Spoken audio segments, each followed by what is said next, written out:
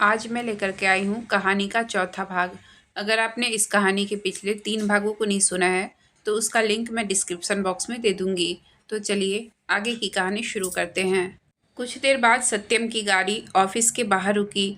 राहुल ने कार का दरवाज़ा खोला तो सत्यम बहुत ही रोबीले अंदाज में कार से बाहर निकला। वह बिल्डिंग के अंदर चला गया।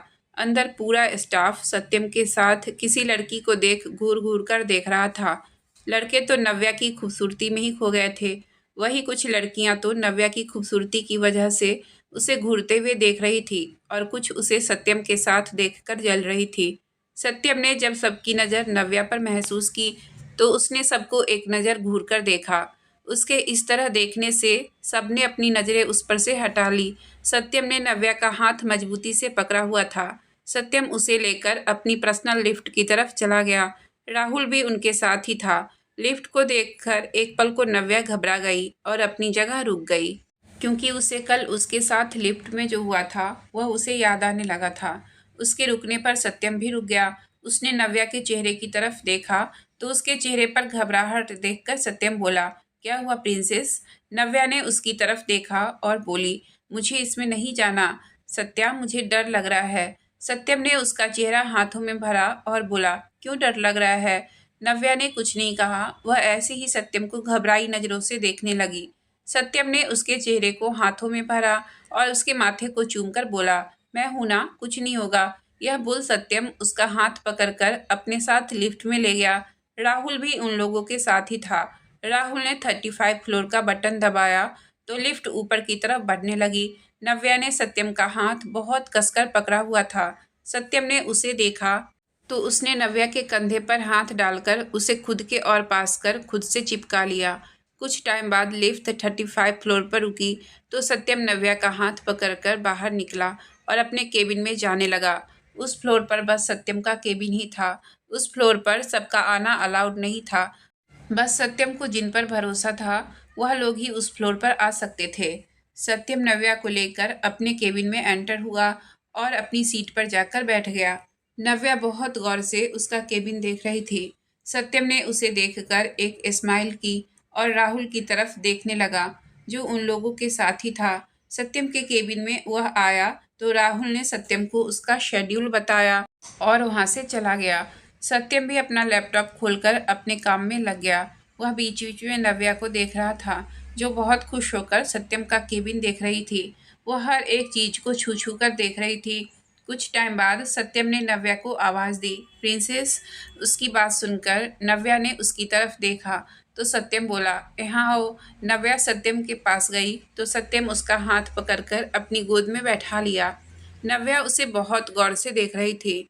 सत्यम ने प्यार से उसके बालों को कान के पीछे किया और बोला, प्रिंसेस, क्या तुम्हें भूख लगी है? नव्या ने उसकी बात सुनकर धीरे से हाँ में गर्दन हिला दिया। दरअसल नव्या ने सुबह अच्छे से ब्रेकफास्ट नहीं किया था। सत्यम ने अपना फ़ोन उठाया और किसी को कुछ मैसेज कर दिया। सत्यम नव्या को अपनी गोद में लेकर बैठा हुआ था। सत्यम ने उसे अपना टैब दे दिया। नव्या उसकी गोद में बैठकर टॉम एंड जेरी देख रही थी। वह कार्टून देखते हुए खुश हो रही थी। उसे खुश देखकर सत्यम भी खुश था। तभी केबिन का डोर नॉक हुआ। सत्यम ने कम इन कहा तो राहुल अंदर आया। उसके साथ एक पियून था जिसके पास खाने की ट्रे थी। राहुल ने उसे खाना सोफे के पास रखे टेबल पर लगाने के लिए कहा। पियून ने खाना टेबल पर लगाया और वहां से चला गया। सत्यम ने नव्या के हाथ से टैब लेकर टेबल पर रखा और प्यार से बोला, प्रिंसेस, पहले खाना खा लो फिर देख लेना। नव्या ने क्यूट सा फेस बनाकर हाँ में सिर हिला दिया तो सत्यम उसे ऐसे ही गोद में लेकर वॉशरूम में चला गया। उसके हाथ धुलवाकर वह उसे वापस गोद में लेकर सोफे पर बैठ जाता है। सत्यम एक प्लेट में खाना सर्व करता है और नव्या को अपने हाथों से खिलाने लगता है। नव्या खाना खाते टाइम सत्यम से कुछ न कुछ बात किए जा रही थी। सत्यम बस मुस्कुराते हुए उसे देख रहा था। राहुल भी पास खड़ा बस सत्यम के चेहरे की खुशी देख रहा था, जो उसने पता नहीं कितने सालों बाद देखी थी। कुछ टाइम बाद नव्या ने सत्यम का हाथ पकड़ लिया। सत्यम ने उसे देखा और बोला, क्या हुआ बच्चा? नव्या, सत्या, आप बस मुझे खिला रहे हो, आप खुद क्यों नहीं खा रहे हो? आपको भी तो भूख लगी होगी ना? सत्यम उसकी बात सुनकर मुस्कुरा दिया। नव्या ने सत्यम के हाथ से निवाला लिया और सत्यम की तरफ कर दिया। नव्या को देखते हुए सत्यम ने वह निवाला खा लिया। खाना खाने के बाद सत्यम ने अपने हाथों से नव्या को पानी पिलाया और उसका मुंह साफ कर दिया। उसने नव्या को सोफे पर बैठाया और उसके हाथ में टैब दे दिया और उसका माथा चूमकर बोला, प्रिंसेस, आप यहाँ बैठकर कार्टून देखो, मैं अपना काम कर लेता हूँ, फिर हम घर चलेंगे। नव्या ने हाँ में गर्दन हिला दी तो सत्यम उसके बाल सहलाकर उसको सोफे पर बैठाकर काम करने लगा।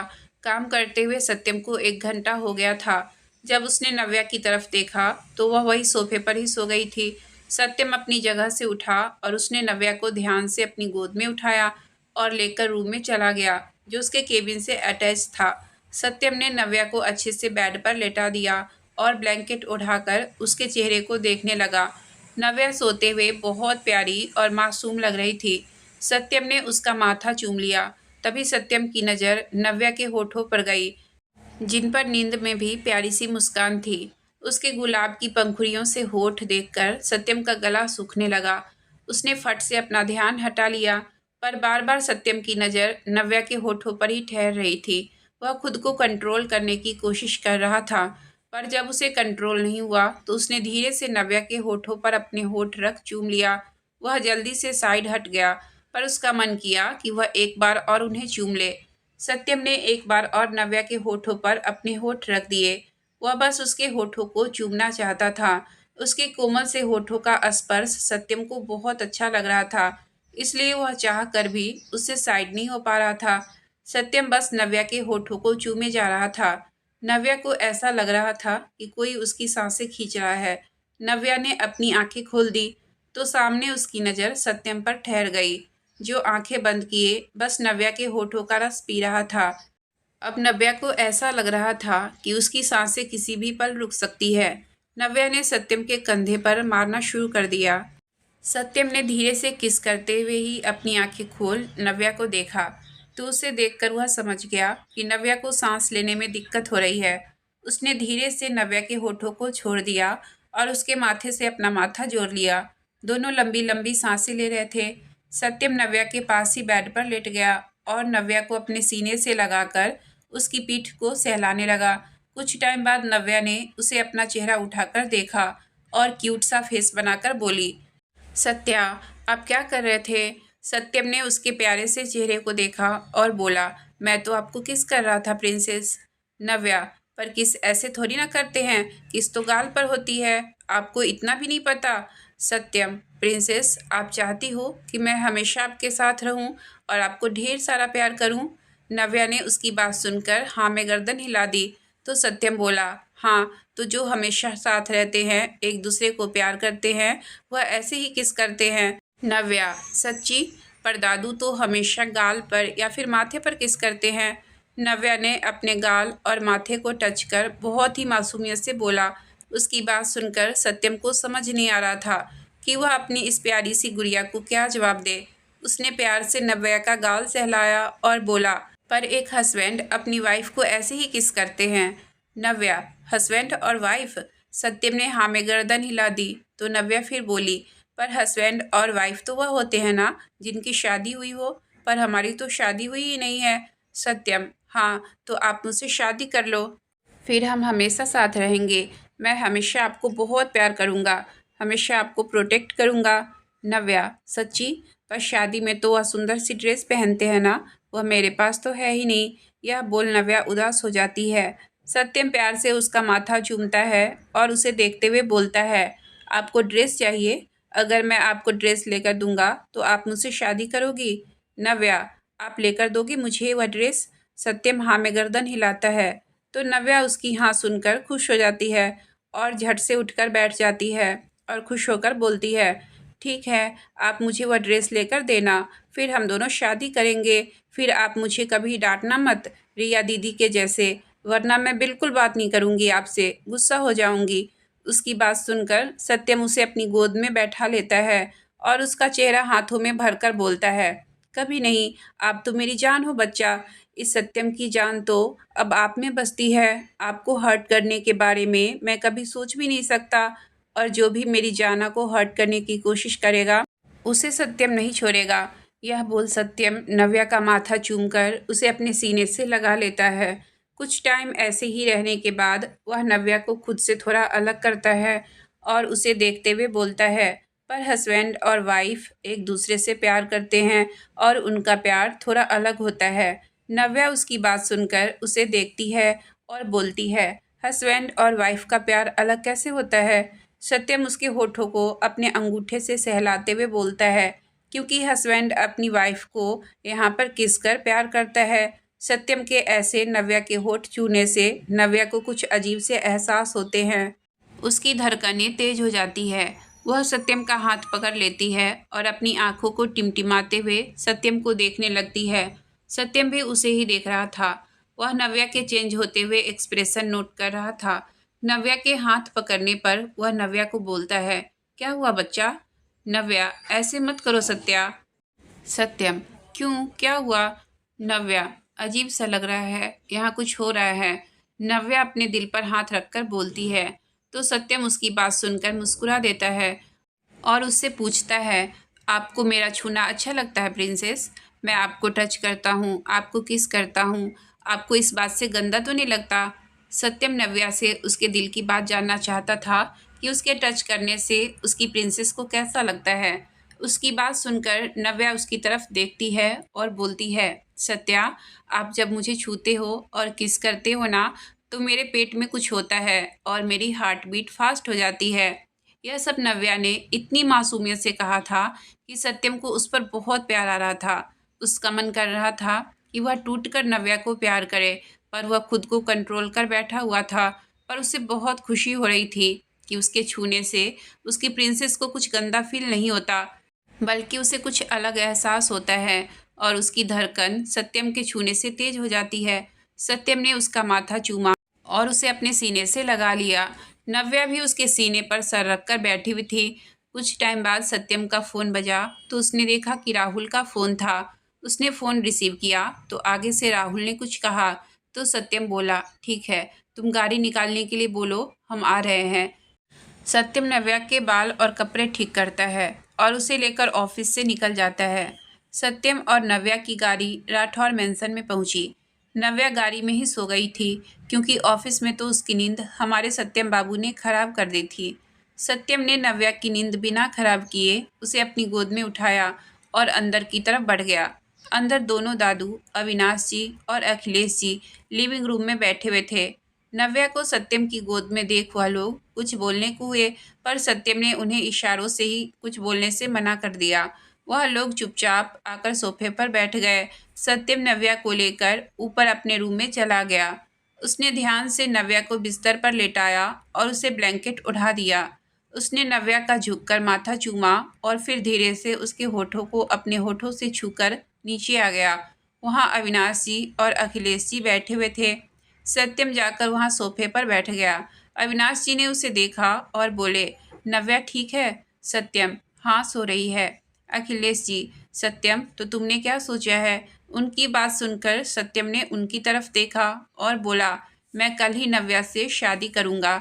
उसकी बात सुनकर अविनाश जी और अखिलेश जी खुश हो गए, पर अखिलेश जी के चेहरे पर अभी कोई टेंशन थी। सत्यम ने उन्हें देखा और बोला, क्या हुआ, आप कुछ परेशान लग रहे हैं? अखिलेश जी, अब तक उसे पता चल गया होगा कि मैं नव्या को कहीं भेज दिया है और वह उसे ढूंढने की कोशिश कर रहा होगा। ऐसे में शादी? तभी अविनाश जी बोले, कोई बात नहीं, कल हम सिर्फ कोर्ट मैरिज कर लेते हैं, उसके बाद धूमधाम से शादी कर लेंगे। उनकी बात सुनकर सत्यम बोला, नहीं। दोनों उसकी तरफ देखने लगे तो सत्यम फिर बोला, शादी कल ही होगी। अविनाश जी, पर सत्यम? सत्यम, मेरी प्रिंसेस चाहती है जैसे सबकी शादी होती है वैसे ही उसकी भी हो, इसलिए शादी तो रीति रिवाज से ही होगी। अखिलेश जी, लेकिन सत्यम? सत्यम उनकी बात बीच में ही काट कर बोला, आप फिक्र मत कीजिए, बाहर का कोई भी नहीं होगा इस शादी में और मैं सिक्योरिटी का पूरा ध्यान रखूंगा। अविनाश जी और अखिलेश जी ने हाँ में गर्दन हिला दी। अखिलेश जी खुश थे कि सत्यम उनकी नव्या की इच्छा की कद्र करता है। सत्यम ने राहुल को कुछ समझाया और वहां से अपने रूम में चला गया। राहुल ने कल के लिए सारे अरेंजमेंट किए और अविनाश जी के पास बैठ गया। अविनाश जी ने प्यार से उसके सर को सहलाया और बोला, क्या हुआ, थक गए? राहुल, और नहीं तो क्या, भाई कितना काम करते हैं, इन्हें खुद तो थकावट होती ही नहीं है, इसलिए इन्हें लगता है कि बाकी किसी को भी थकावट नहीं होती होगी। उसकी बात सुनकर अविनाश जी मुस्कुरा दिए और बोले, यह इतनी मेहनत करता है, इसलिए ही तो आज नंबर 1 पर है। बड़े बड़े लोग इससे मिलने के लिए अपॉइंटमेंट लेते हैं। राहुल, यह तो है, भाई ने इस कंपनी को अपनी मेहनत से नंबर 1 पर पहुंचाया है। आज इंडिया ही नहीं, दूसरे देशों में भी मेरे भाई के नाम का सिक्का चलता है। उसकी बात सुनकर अविनाश जी और अखिलेश जी दोनों मुस्कुरा दिए। तभी राहुल फिर बोला, ओके दादू, मैं फ्रेश होकर आता हूँ, फिर कल की तैयारी भी करनी है, अपने भाई और प्यारी भाभी की शादी की। अविनाश जी ने हाँ में गर्दन हिला दिए तो राहुल वहाँ से अपने रूम की तरफ बढ़ गया। अखिलेश जी भी कल आने का बोल चले गए। अविनाश जी भी अपने रूम में रेस्ट करने चले गए। सत्यम रूम में गया तो नव्या बिस्तर पर बैठी अपनी आंखें मसल रही थी।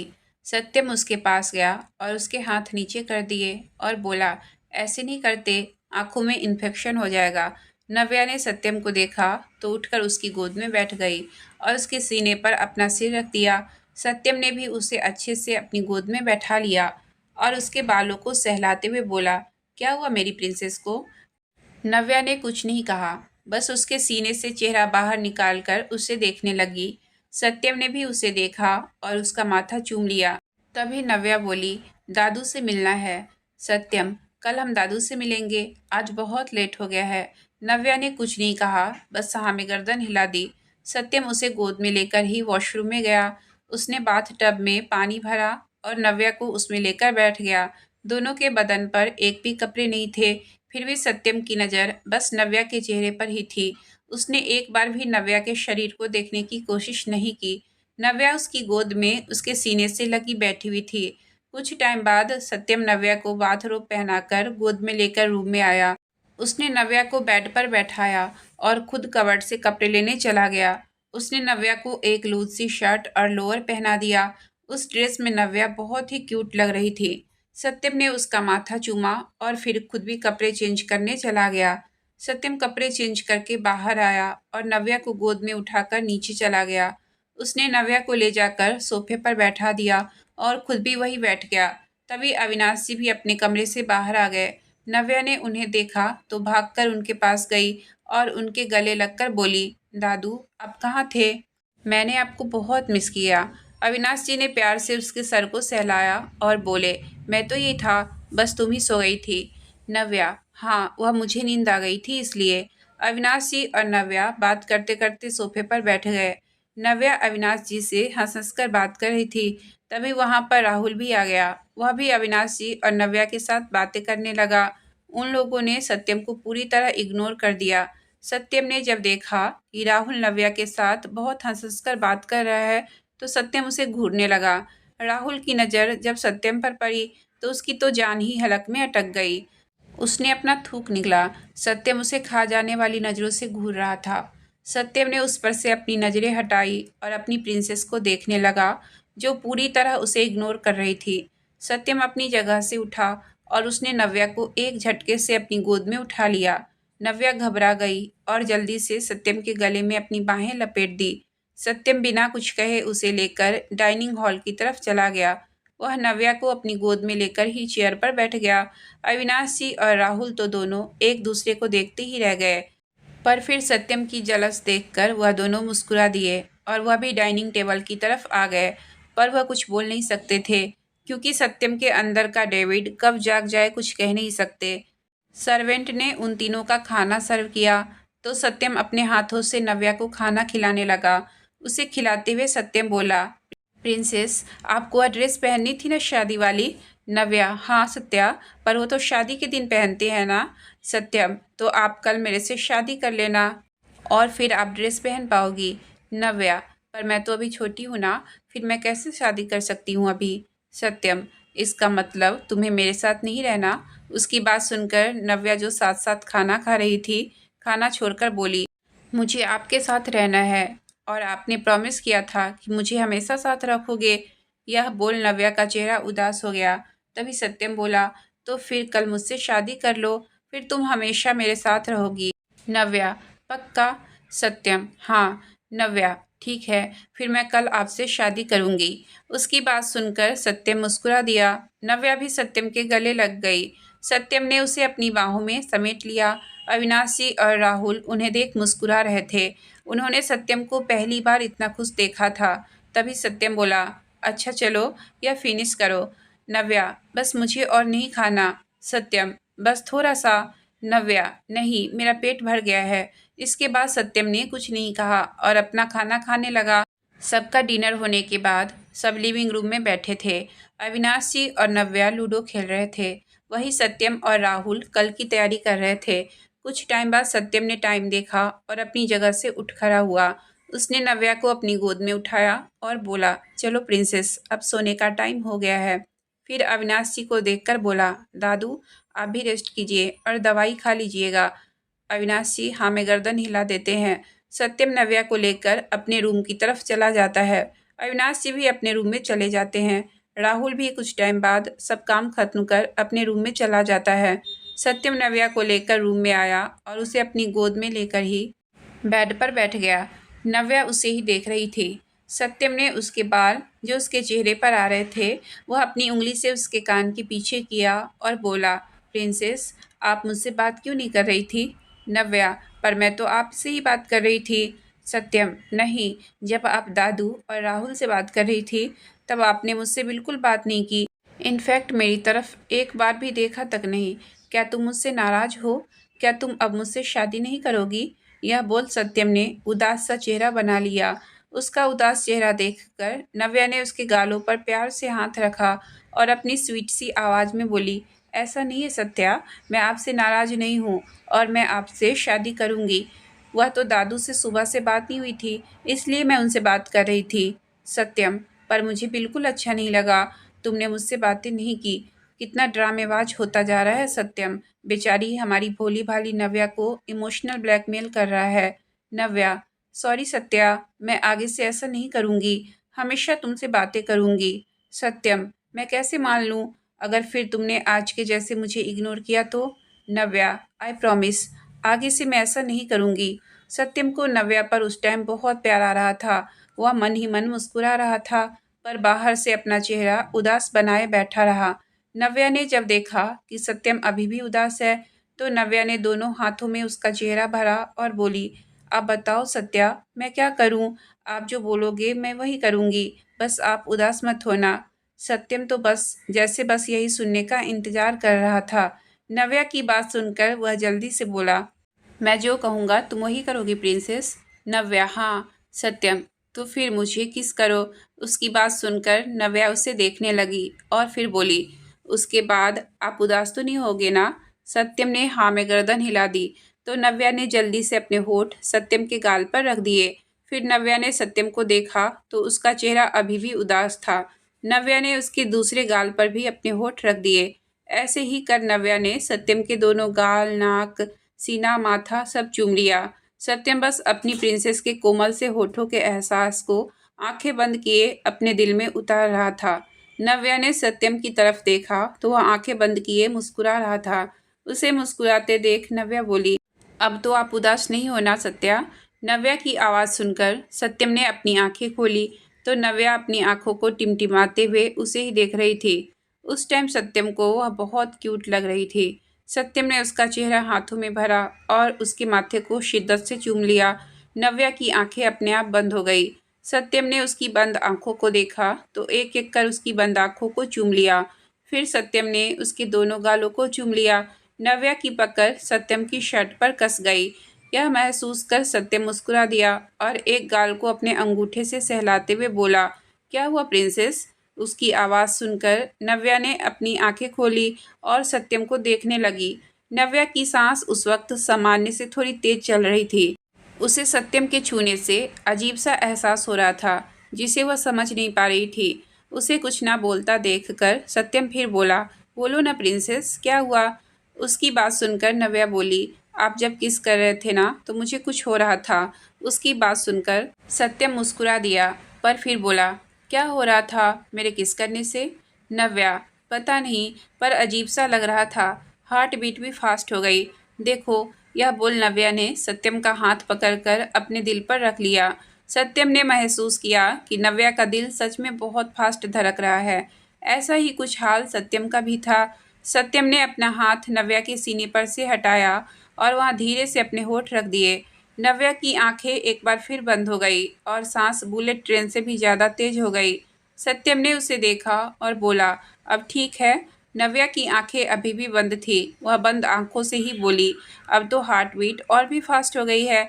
सत्यम ने नव्या का चेहरा अपने हाथों में भरा और उसके चेहरे को अपने चेहरे के बिल्कुल पास लाकर बोला, अपनी आंखें खोलो प्रिंसेस। नव्या को अपने चेहरे पर सत्यम की सांस महसूस हो रही थी।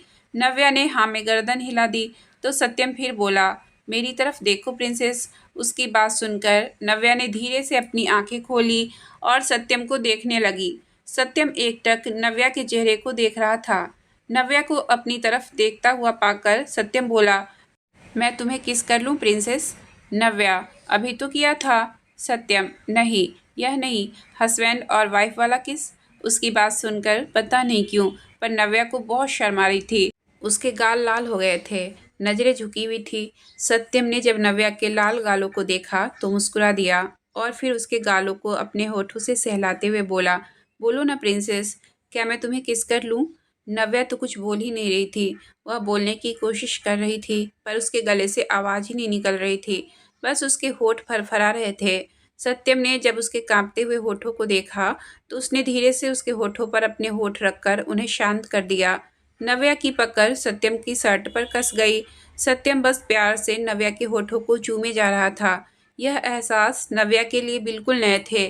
वह बेचारी तो आज तक बस कार्टून देखने तक ही सीमित थी पर सत्यम के साथ उन एहसासों को समझ नहीं पा रही थी। सत्यम ने नव्या को अपने और भी करीब कर लिया। उन दोनों के बीच हवा जाने की भी जगह नहीं थी। सत्यम बस नव्या को बेतहासा चूमे जा रहा था। नव्या को तो किस करना आता ही नहीं था। वह तो बस आंखें बंद किए सत्यम की बाहों में बैठी हुई थी। जब नव्या को सांस लेने में दिक्कत होने लगी तो सत्यम ने उसे छोड़ दिया और अपने सीने से लगा लिया। दोनों लंबी लंबी सांसें ले रहे थे। सत्यम एक हाथ से नव्या की पीठ और एक हाथ से उसके बाल सहला रहा था। कुछ टाइम बाद नव्या शांत हुई पर वह सत्यम से अलग नहीं हुई। सत्यम भी उसे अपनी गोद में ही लिए बैठा रहा। थोड़े टाइम बाद सत्यम ने देखा कि नव्या कोई मूवमेंट नहीं कर रही है तो उसने नव्या का चेहरा देखा और मुस्कुरा दिया क्योंकि उसकी प्यारी प्रिंसेस सो चुकी थी।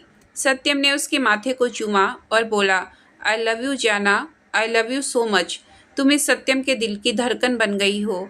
मैं तुम्हें हमेशा दुनिया से बचाकर रखूंगा, अपने दिल में, अपनी बाहों में छुपा कर रखूंगा और जो भी तुम्हें मुझसे अलग करने या तुम्हें नुकसान पहुंचाने के बारे में सोचेगा, उसको यह सत्यम जान से मार देगा।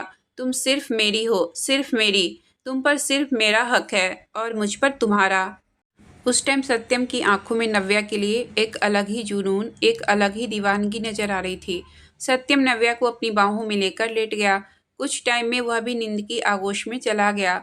अगली सुबह सत्यम की नींद खुली तो अपने ऊपर भारी महसूस कर नीचे देखा तो उसकी जाना उसे अपनी पर्सनल प्रॉपर्टी समझकर उसके ऊपर सो रही थी। सत्यम उसे देखकर मुस्कुरा दिया। उसने उसका माथा चूमा और उसे अच्छे से बिस्तर पर लेटाकर ब्लैंकेट उड़ा दिया। फिर सत्यम वॉशरूम में गया और फ्रेश होकर एक नज़र नव्या को देखकर जिम में चला गया। लगभग 2 घंटे बाद सत्यम जिम से वापस आया और अपने रूम में चला गया। उसने देखा कि नव्या अभी भी तकिए को अपने सीने से लगाए सो रही थी।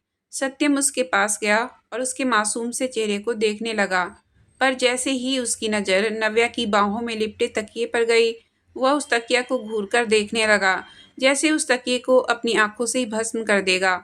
अब हमारे सत्यम बाबू को तकिए से भी जलन हो रही है। सत्यम ने उस तकिए को नव्या की बाहों से खींचकर दूसरी साइड फेंक दिया पर ऐसे अचानक तकिया खींचने से नव्या की नींद खुल गई। नव्या उठकर बैठ गई। उसने देखा कि सत्यम उस तकिए को घूरकर देख रहा है तो नव्या अपनी स्वीट सी आवाज में बोली, क्या हुआ सत्या? आपने मेरे पास से तकिए को ऐसे क्यों खींच लिया? आपकी वजह से मेरी नींद खराब हो गई और आप इस तकिए को ऐसे गुस्से से क्यों देख रहे हैं? उसकी बात सुनकर सत्यम हड़बड़ा गया। फिर खुद को संभाल कर बोला, सॉरी प्रिंसेस, मैं आपकी नींद खराब नहीं करना चाहता था पर उस तकिए पर एक कीड़ा था इसलिए मैंने उसे आपसे दूर कर दिया। नव्या, ओह अच्छा। सत्यम, अच्छा या छोड़ो और चलो मैं आपको नहला देता हूँ। फिर नीचे चलेंगे ब्रेकफास्ट करने। उसके बाद हमारी शादी है ना आज। उसकी बात सुनकर नव्या चौंक कर बोली, अरे हाँ, मैं तो भूल ही गई थी, आज तो हमारी शादी है। पर मैं अभी तक वह ड्रेस तो ली ही नहीं जो शादी में पहनते हैं। यह बोल नव्या उदास हो गई। तो सत्यम ने उसे गोद में उठाया और वॉशरूम की तरफ ले जाते हुए बोला, तुम फिक्र मत करो, थोड़ी देर में तुम्हारी ड्रेस आ जाएगी, अब उदास मत होना। मुझे मेरी प्रिंसेस मुस्कुराते हुए अच्छी लगती है। बात करते करते सत्यम उसे वॉशरूम में ले आया और उसे वॉश बेसिन की स्लैब पर बैठा दिया। सत्यम ने उसे अपने हाथों से ब्रश करवाया और फिर बाथ टब में थोड़ा गर्म पानी भर दिया। सत्यम नव्या के पास आया और उसके कपड़े निकालने लगा। उसने नव्या के कपड़े निकाले और उसे लेकर बाथ टब में बैठ गया। दोनों बिना कपड़ों के ही बाथ टब में बैठे हुए थे। नव्या सत्यम के सीने से लगे शादी में क्या क्या होता है वो सब पूछ रही थी और सत्यम प्यार से उसके सभी सवालों के जवाब दे रहा था। तभी नव्या सत्यम की तरफ देखकर बोली, और क्या होता है शादी के बाद? सत्यम, शादी के बाद हस्बैंड अपनी वाइफ को बहुत सारा प्यार करता है। नव्या, सच्ची में? सत्यम, हाँ, पर पहली बार प्यार करने में वाइफ को दर्द भी होता है। नव्या, दर्द? पर प्यार करने में कैसे दर्द होगा? सत्यम, हस्बैंड जब अपनी वाइफ को प्यार करता है तो दर्द होता है, पर सिर्फ फर्स्ट टाइम, उसके बाद नहीं। नव्या, ऐसे कैसे प्यार करता है हस्बैंड अपनी वाइफ से जो उसे दर्द होता है? उसकी बात सुनकर सत्यम मन में सोचने लगा, मेरी मासूम प्रिंसेस, मैं तुम्हें कैसे बताऊं सब, पर मैं तुम्हें कभी दर्द नहीं दूंगा।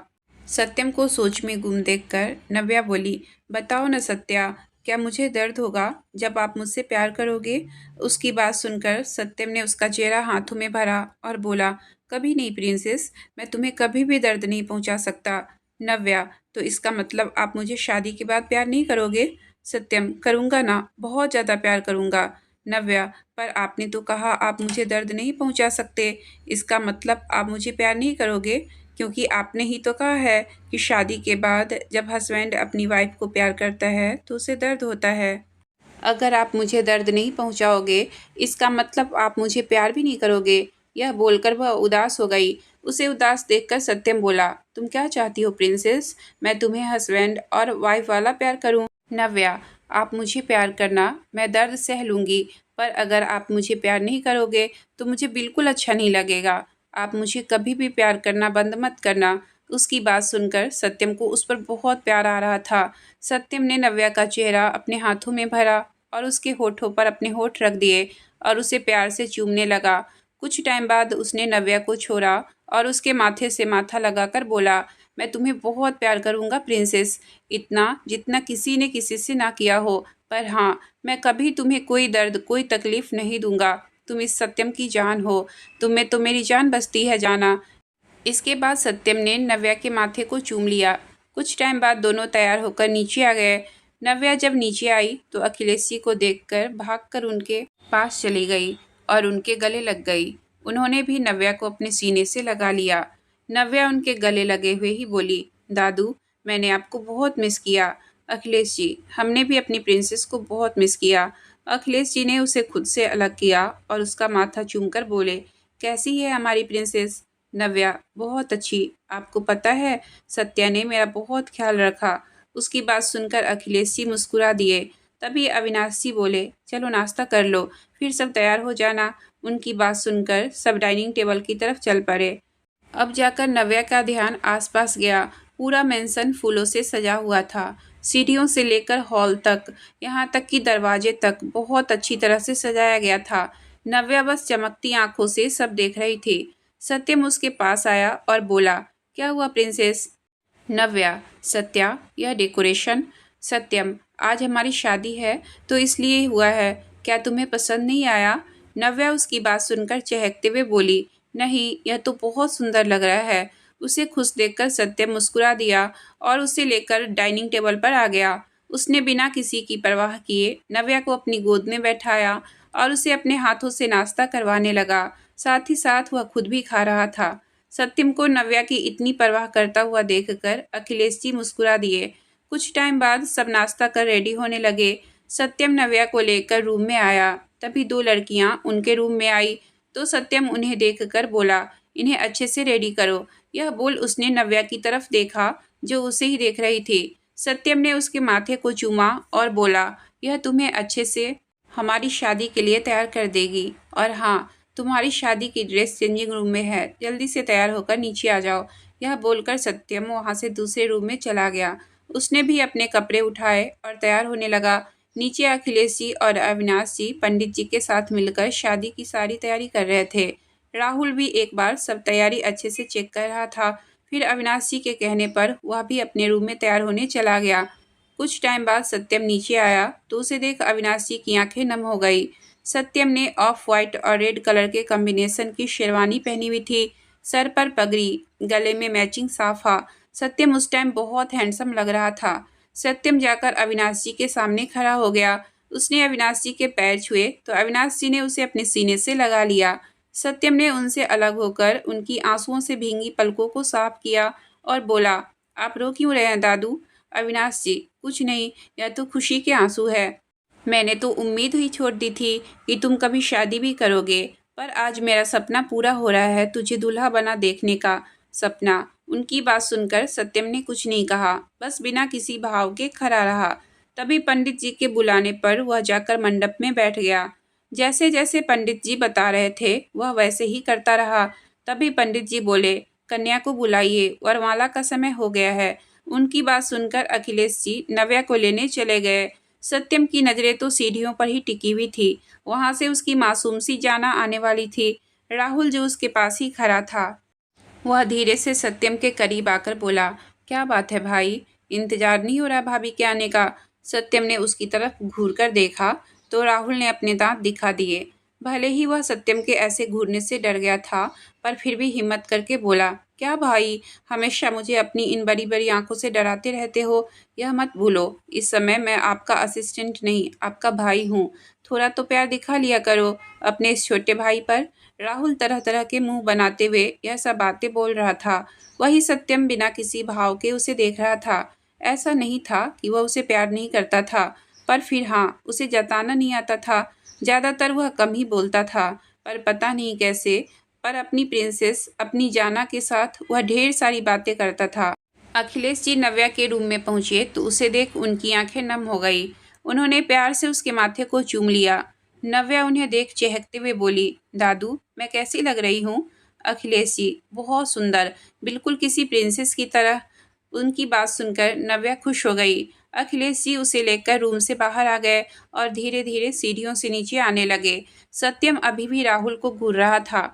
जब राहुल ने यह देखा कि सत्यम अभी भी उसे घूर कर देख रहा है, तो राहुल उसे देखकर बोला, अगर मुझे घूरना हो गया है तो सामने भी देख लीजिए, आपकी प्रिंसेस और मेरी भाभी आ रही हैं। राहुल की बात सुनकर सत्यम ने जल्दी से सामने सीढ़ियों की तरफ देखा तो नजरें जैसे वही ठहर गई। उसकी प्रिंसेस, उसकी जाना, अखिलेश जी का हाथ पकड़कर धीरे धीरे सीढ़ियों से नीचे आ रही थी। रेड और ऑरेंज कलर का lehenga, matching jewellery, light makeup, बालों का जूरा बनाकर उसमें गजरा लगा दिया था, लहंगे से मैच करता दुपट्टा जो सर पर दिया हुआ था। सत्यम के कहने पर वह लड़कियां जो उसे तैयार करने आई थी, उन्होंने उसे मेहंदी भी लगा दी थी। सत्यम नहीं चाहता था कि उसकी प्रिंसेस का कोई भी सपना अधूरा रहे। सत्यम को नव्या उस समय आसमान से उतरी हुई कोई परी लग रही थी, जो सिर्फ उसके लिए ही जमीन पर आई हो। अखिलेश जी नव्या को लेकर मंडप की तरफ आते हैं तो सत्यम अपनी जगह से खड़ा होकर खुद नव्या को मंडप तक लेने के लिए चला जाता है। सत्यम उसके सामने जाकर खड़ा हो जाता है और अपना हाथ उसके सामने कर देता है।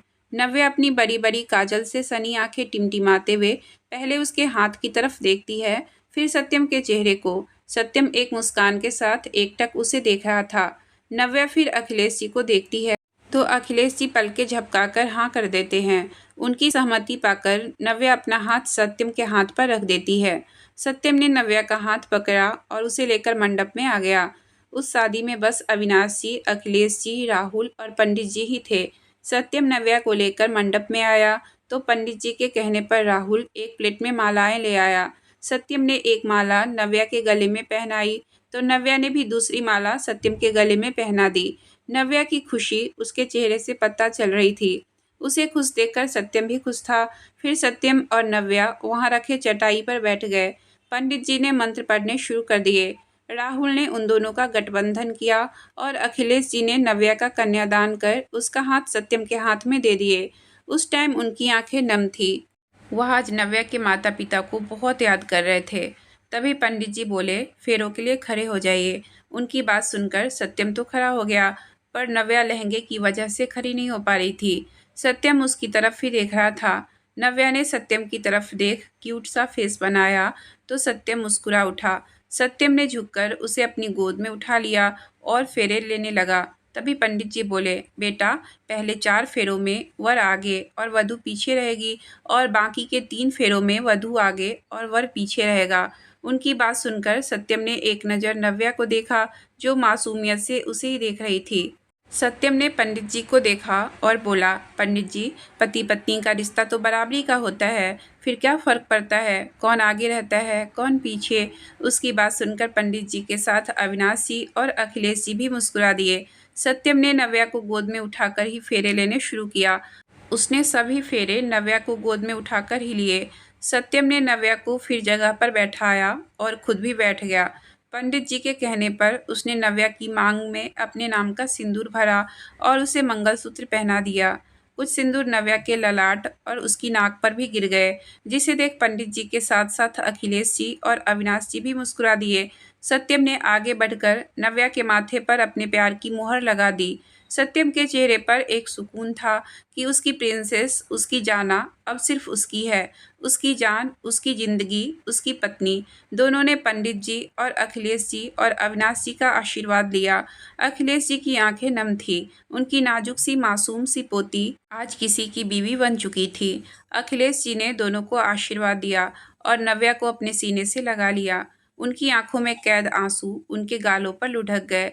खुद को संभालकर उन्होंने नव्या को खुद से अलग किया और सत्यम की तरफ देखकर बोले, इसका ध्यान रखना बेटा, अभी नासमझ है, अगर गलती हो जाए तो माफ़ कर देना।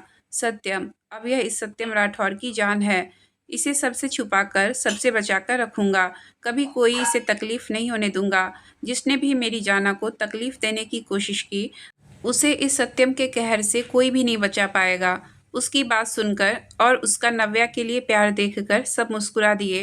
तभी अविनाश जी सत्यम को देखकर बोले, बेटा, तुम नव्या को लेकर आउट हाउस जाओ, हम नव्या के गृह प्रवेश की तैयारी कर तुम्हें बुलाते हैं। उनकी बात सुनकर सत्यम बोला, इसकी क्या ज़रूरत है दादू? अविनाश जी, ज़रूरत है बेटा। माना शादी बहुत सिंपल तरीके से हुई है, पर हुई तो है ना, और कुछ रस्में ज़रूरी होती है। चलो अब जाओ। सत्यम नव्या को लेकर जाने लगता है, तभी उसे एक इम्पॉर्टेंट कॉल आ जाता है। इसलिए वह नव्या को एक सर्वेंट के साथ आउट हाउस भेज देता है और खुद फ़ोन अटेंड करने लगता है। वह मेड नव्या को लेकर आउट हाउस आती है और उसे एक रूम में बैठा देती है। नव्या भी चुपचाप वहीं बैठ जाती है और सब तरफ आंखों को टिमटिमाते हुए देखने लगती है। कुछ टाइम बाद थकावट की वजह से उसे नींद आ जाती है और वह वैसे ही बेड पर बैठे बैठे ही सो जाती है। सत्यम जब अपनी बात पूरी कर वहां पहुंचता है तो मेड रूम के बाहर ही खड़ी होती है। सत्यम को देखकर वह चली जाती है। सत्यम जब अंदर आया तो नव्या को देखकर एक पल को उसके कदम ठिठक गए। लाल रंग के दुल्हन के जोड़े में ही वह बेड पर बैठे बैठे सो गई थी। सत्यम धीरे से उसके पास गया और उसे एकटक देखने लगा। नव्या को देखकर उसके चेहरे पर एक प्यारी सी मुस्कान आ गई। सत्यम ने धीरे से झुककर उसका माथा चूमा और खुद से ही बोला, आज से तुम सिर्फ मेरी हो, सिर्फ और सिर्फ इस सत्यम राठौर की। अब कोई भी तुम्हें मुझसे अलग नहीं कर सकता, और अगर किसी ने कोशिश की तुम्हें मुझसे अलग करने की या तुम्हें नुकसान पहुंचाने की, तो मैं उस इंसान को और इस दुनिया को आग लगा दूंगा। I love you princess, I love you so much. तुम इस सत्यम के दिल की धड़कन बन गई हो। तुम जानती भी नहीं हो कि क्या किया है तुमने। तुमने अपनी मासूमियत से मेरे इस दिल को फिर से धड़कना सिखाया है। पागल हो गया हूँ मैं तुम्हारे प्यार में, जाना। सत्यम बहुत देर तक ऐसे ही नव्या को एकटक देखते हुए खुद से बातें करता रहा। तभी दरवाज़ा खटखटाने की आवाज़ से वह होश में आया और जाकर दरवाज़ा खोला तो सामने एक सर्वेंट सर झुकाकर खड़ा था। सर्वेंट सत्यम को देख जल्दी से बोला, सर, बड़े सर आपको और मैम को बुला रहे हैं। उसकी बात सुनकर सत्यम ने हाँ में गर्दन हिलाई और बोला, ठीक है, तुम चलो, हम आते हैं।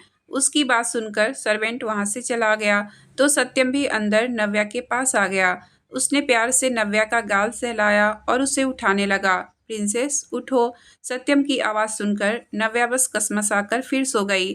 सत्यम उसे देखकर मुस्कुरा दिया। उसे पता था कि उसकी प्रिंसेस थक चुकी है, इसलिए सत्यम ने नव्या को गोद में उठाया और उसे लेकर मेंशन की तरफ चल पड़ा। आज की कहानी मैं यहीं तक रहने देती हूँ। इससे आगे की कहानी मैं कल लेकर आऊँगी। अगर आपको कहानी अच्छी लगी हो तो प्लीज़ वीडियो को लाइक और चैनल को सब्सक्राइब करें। आपका बहुत बहुत धन्यवाद।